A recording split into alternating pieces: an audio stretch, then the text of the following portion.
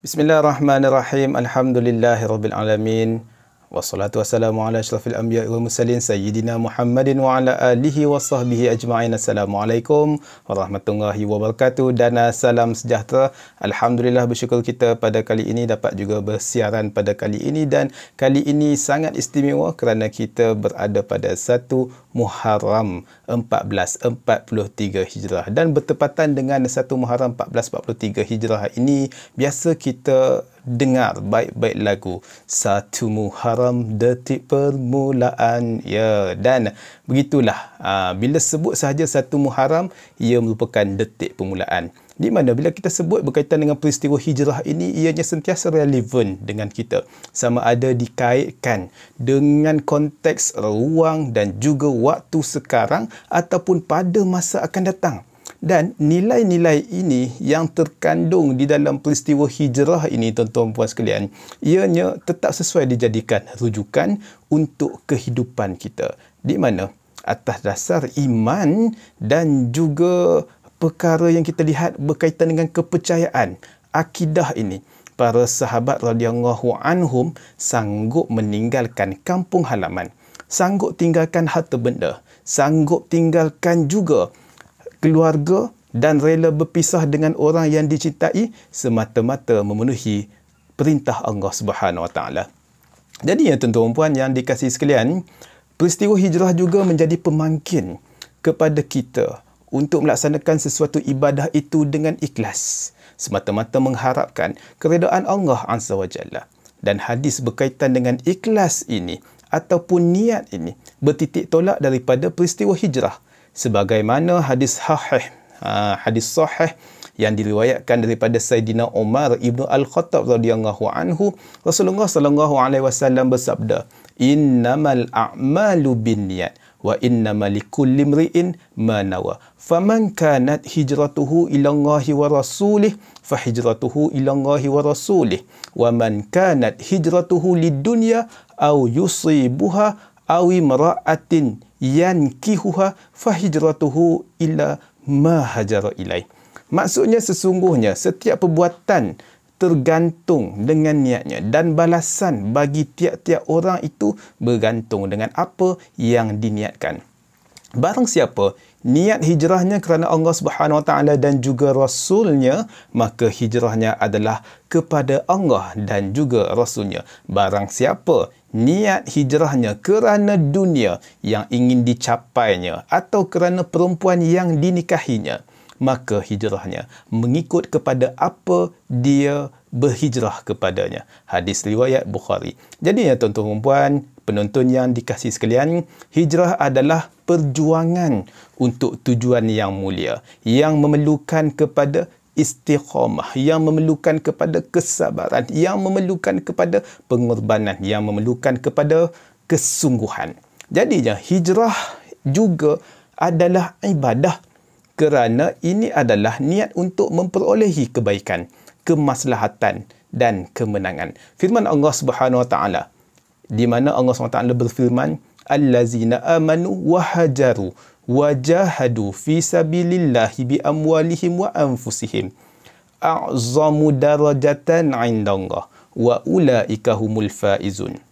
Maksudnya, sesungguhnya orang-orang yang beriman dan berhijrah serta berjihad pada jalan Allah dengan harta benda dan juga jiwa mereka adalah lebih besar dan tinggi darjat di sisi Allah Subhanahu Wa Taala daripada orang-orang yang hanya memberi minum dan mereka ini memberi minum kepada orang-orang yang mengerjakan haji dan orang-orang yang memakmurkan masjid Allah Subhanahu Wa Taala semata-mata, dan mereka itulah orang-orang yang berjaya. Surah At-Taubah ayat yang ke-20.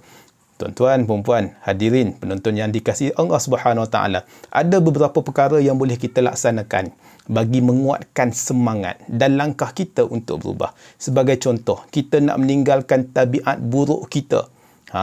Kan, mungkin masing-masing ada tabiat buruknya. Tolong diam-diamkan. Tak perlu kita ceritakan.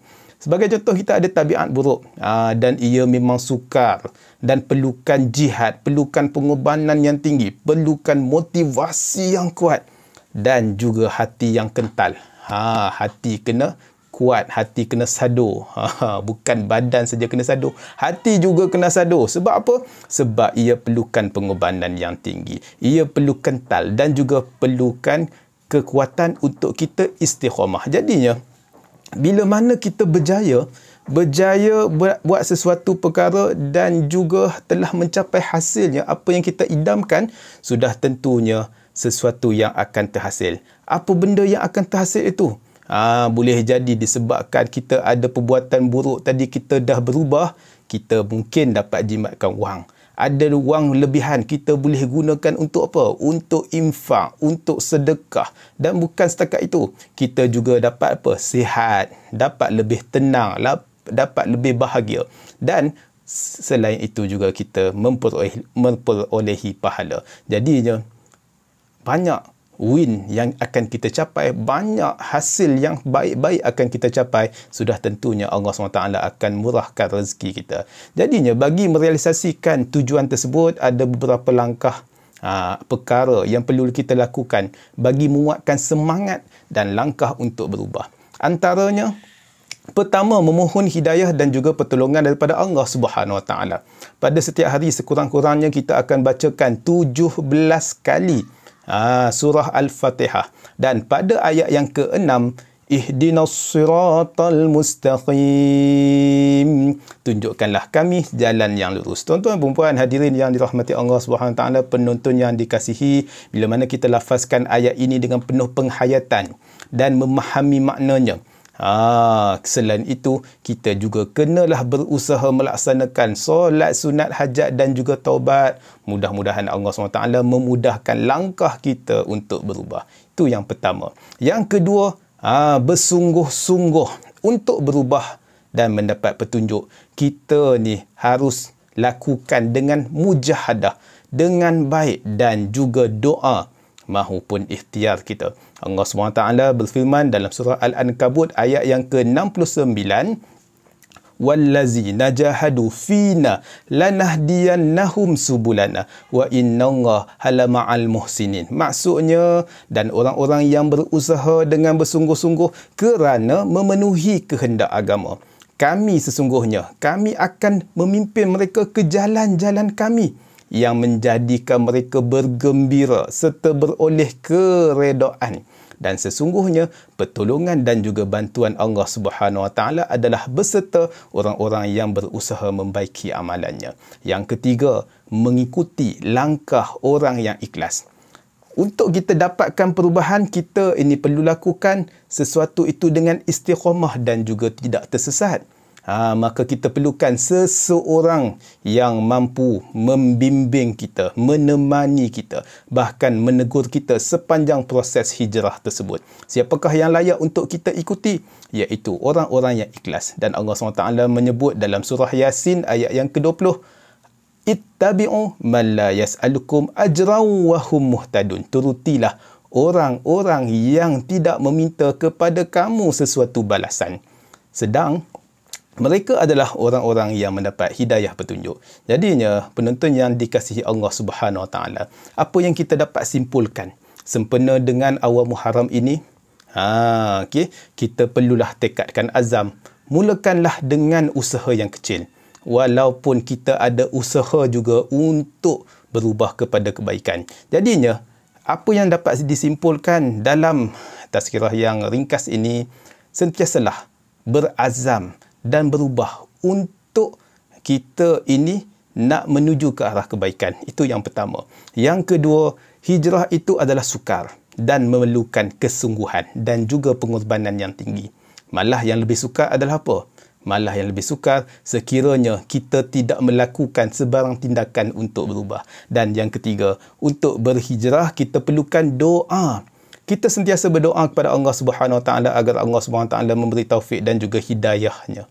Lakukanlah dengan sungguh-sungguh, lakukanlah dengan ikhlas dan ikutilah langkah-langkah orang yang ikhlas. Jadinya tuan-tuan dan puan, hadirin, penonton yang dikasihi Allah Subhanahu Wa Taala, mudah-mudahan dengan menjelmanya, dengan adanya satu Muharram ini, sama-samalah juga kita berubah ke arah kebaikan, dan mudah-mudahan dengan langkah ini mendapat keridaan Allah Subhanahu Wa Taala. Sekian sahaja. Aku qauli hadza wa astaghfirullahal azim li wa lakum wa lisairil muslimina wal muslimat wal mu'minina wal mu'minat fastaghfiruh fa yafuzul mustaghfirin wa ya najatat darin. Dan jumpa lagi. Terima kasih atas tontonan, mohon maaf atas kekurangan, dan jumpa lagi di lain kesempatan. Assalamualaikum warahmatullahi wabarakatuh. Hijrah membentuk perpaduan, hijrah itu pengorbanan, hijrah itu perjuangan, hijrah itu persaudaraan, hijrah